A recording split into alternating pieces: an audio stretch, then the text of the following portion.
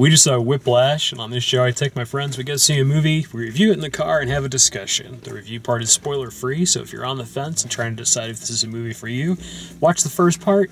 If you've already seen it, or don't care about spoilers and just want to know everything we thought, watch the whole thing.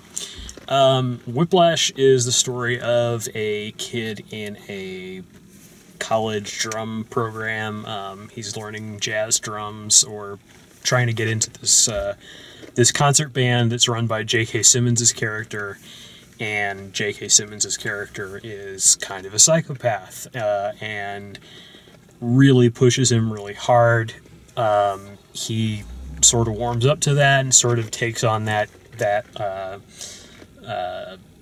takes that on as a challenge to get better, and it sort of, the plot kind of weaves back and forth with how far the character is willing to go, how far J.K. Simmons' character is willing to go. Really great performances all the way around. Lots of fun with the music. There's a song or two that you'll hear multiple times in the movie, and they don't get boring. They actually do something with them in the plot. The way they're played is a little bit different, or it means something different the way that it's, they're framing it or they're showing it.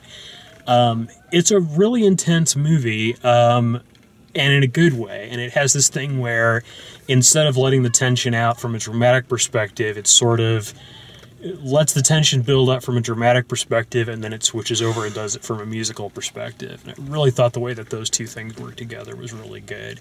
As someone who plays drums myself, I really enjoyed that part of it. But just the idea of a insanely aggressive teacher is something that I think is interesting to watch, and I think the story was really interesting and really cool.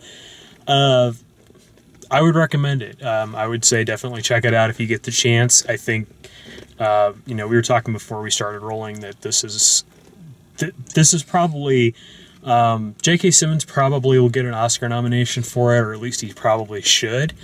And potentially the lead character as well, though he's not quite as, he's more, I guess, the more impressive thing that he does is the playing of the drums, than the acting per se. But both performances are really great, so I would recommend it. What did you think?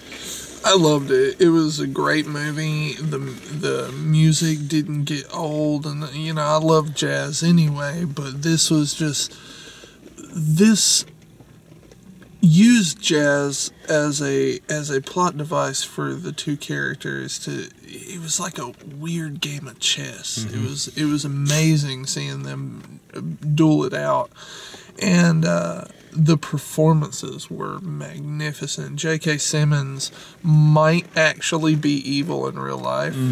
That's the only way I can see him just channeling it like he did in this movie. Yeah. And Miles Teller is the main character's name.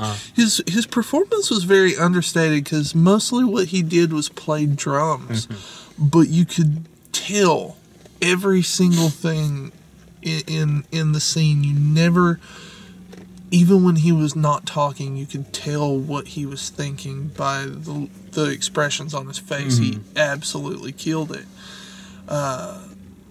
Just a great movie. I would definitely recommend it. Yeah. So that's our recommendation. To get into, the rest of the plot and the other sorts of things about it, I was really intrigued by the turn that it took where he gets Fletcher fired and then ends up going and playing with him. Like they both sort of at the end finally see each other as equals, or as what the other one is. But you're right, there's this feeling like he never can quite get the upper hand, and then he thinks he does and he doesn't. Yeah. There's the romantic subplot that goes nowhere, and I love it. I think it's so great the way that worked out, that he just needlessly was a dick to that girl. Oh, yeah. And then tried to get her back, and she was like, yeah, no. He had his, in one dialogue, rant, he has their entire relationship, and she's just like, so this is how it's going to go down? Yeah. Well, okay then. And she leaves, and that's it. One thing I meant to mention earlier, did you notice, like, at the beginning, when they were introducing the city, as he was walking through the city, the way that the camera moved matched the music. Like, in long drawn-out notes and stuff, the camera would sweep the city, and then when it went into, like, a drum section, it would do little quick cuts here and there. I thought it was really, really well done. Yeah, I mean, I didn't notice that specifically. And I kept trying to decide if the way the cuts were being executed had more to do with coverage, with making it appear that some of the performances were incredibly difficult, and like for them to actually get that to happen in one take is almost impossible. So I didn't know how much of it was covering things up, or we'd focus in on just a symbol for a little while, or things like that. But it was always interesting whatever the camera was doing, whatever it was looking at.